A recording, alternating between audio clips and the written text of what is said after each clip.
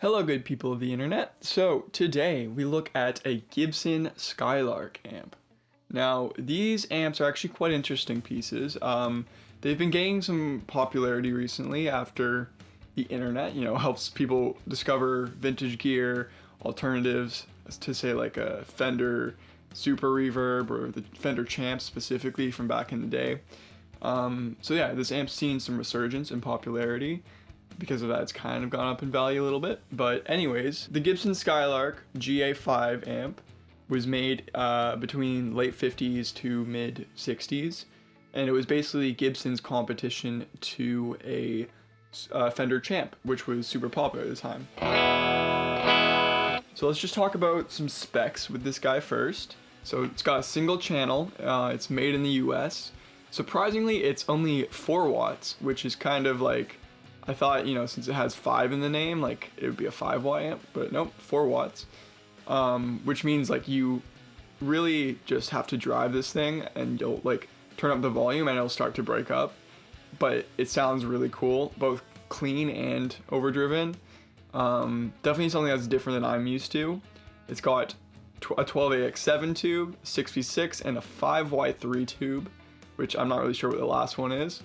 But once again, sounds great. So it's got 2 inputs. Now this is where I find it's actually pretty cool to mod around or to do a little trick that I'll show you later, but it's got a microphone input and an instrument input.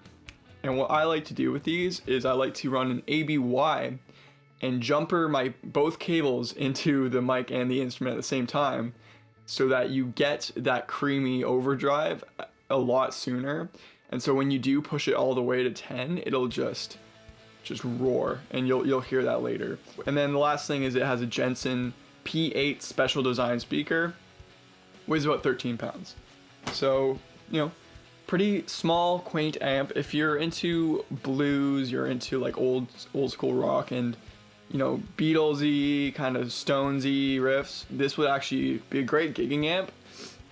If you're playing like small rooms, small clubs, because it's so light, it weighs like 13 pounds.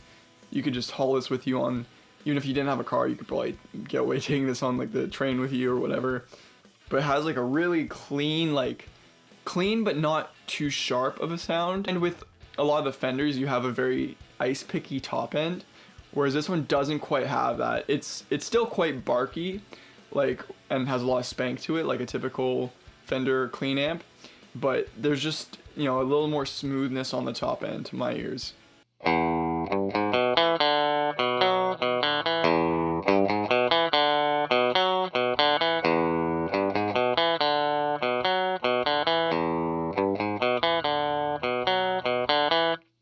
So for all that kind of stuff, it just does that perfectly. And then when you push the drive on this, you can get some crazy fuzzy tones, overblown speaker sounds. It's really interesting, but I honestly think you have to use it very specifically. There's just I couldn't see this as like anything modern. Maybe like closest things would be if you're into like Queens of Stone Age and you want like a really fuzzed out, grimy tone that doesn't like sound good but like sounds awesome at the same time. Let's just I'll just do a bit of playing and I'll give you my thoughts on the clean tones, etc.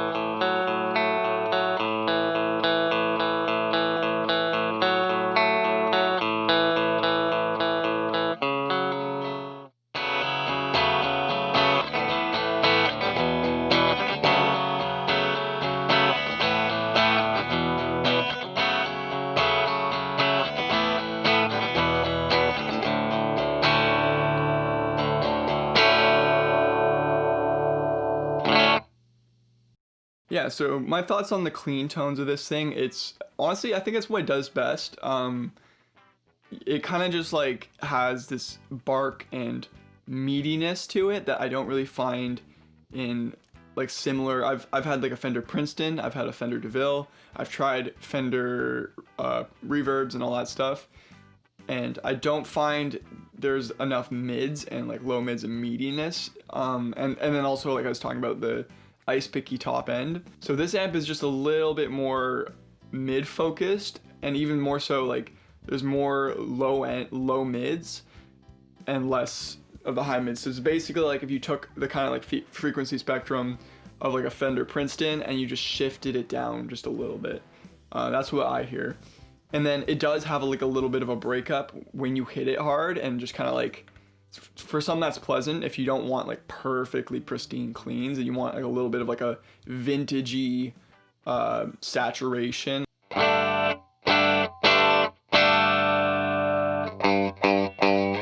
It just doesn't have that, like, rather than going over and having that super aggressive top end and that super aggressive bite, it kind of just like chops it down a little bit and like breaks up even on like a clean setting.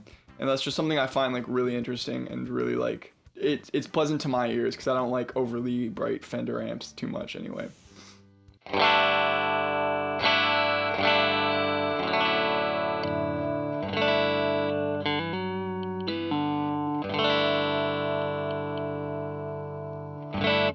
Yeah, all right, so let's kind of crank this thing up and see what kind of tones we can get out of it.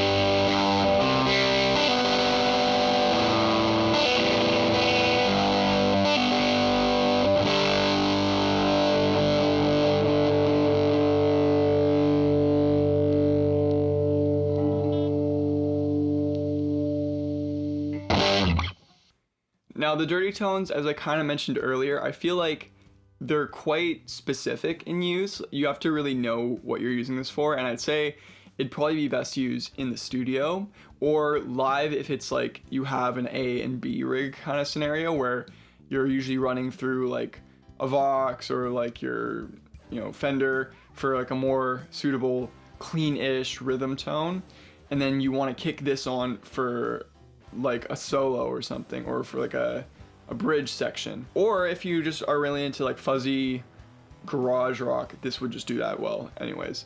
But you can only really get the amp to sound like that, like to break up, when you push the volume past halfway. So my first example, I was just running in one channel of that amp at about 5, and you do get that a little bit of breakup, but there's still some clarity. And then the second example, I ran it all the way to 10 and used both inputs. So I was just slamming it on the way in. The funny thing is it wasn't really that much louder than volume at 5. I honestly find that when you go from 5 to 10, there's like minimal volume increase, and all you're really getting is just more, you know, grit and more overdriven, saturated sounds. So let's just talk about the pros and cons before we go. Pros, right off the bat, super light. That's probably my favorite thing about it. It weighs like 13 pounds, and I've never picked up an amp so light. Like, that sounds so good. Pros also would be that, like, I actually use this for layering on some stuff I was recording. I used it as like a kind of like a clean layer underneath, like, you know, whatever I was playing. So I would reamp the same signal that was originally going through, say, like a Vox or like an amp sim of like a Marshall, which has like a lot of gain, and I would reamp through this and just bring it down just so it has a bit of clarity to it, you know, so that overdrive isn't taking away the transients and all the notes that I'm playing. So that was one use that I found like really interesting for this thing. And secondly, like, if you really crank it and you just layer it in the background, like if you mic it from way back, you get like a really old school kind of Led Zeppelin tones in some ways, like reminds me of like the ocean or something. Now let's talk about the cons. Is maintaining an amp like this, you need to have like a good tech, and you need to be willing to shell out like a couple $100 every time something goes wrong. This one I did have to service right from the start, but it was mainly my own concern. I added a grounding cable to it because I just don't want to play an amplified device that doesn't have ground, because you run the risk of killing yourself legitimately. Because I'm not sure, the wiring in my house is quite ancient. I'm not going to take a chance. All it takes is one thing to not be grounded and a surge, which we have surges all the time, and you could get a lethal shock from your amplifier. So I fixed that. I got my tech to install like a grounded wire, and on top of that, he just switched out some of the capacitors and just cleaned everything up a little bit. But it's pretty much stock as it was. Yeah, so cons would be the grounding. You probably want to get that grounded, which is $100 or so if you have a good amp tech. You're going to need to service the parts for sure, and probably clean it up and swap out some new capacitors and stuff. And the volume thing, you do, even though it's only 4 watts, to get that overdriven tone, you need to actually, it's pretty loud, like even at 5 or 6, it gets quite loud. And I wouldn't just, if you lived in an apartment or a small area, like a small house that's like not detached or anything like that, and you have really like, you know, you have neighbors who don't like a lot of noise, you're not going to have a good time, because this thing's quite loud when you're trying to get those overdriven tones. That's why I'm in my basement, where hopefully not many people can hear me. But if you have all the freedom to crank this thing up, then I think you would get the most use out of it. So thank you. I've been Simon. You've been watching my review for the Gibson Skylark amp. If you like what you've heard and you like my videos, please go check out my channel. I got some more gear reviews, vintage guitars, all that cool stuff. So thank you. Peace.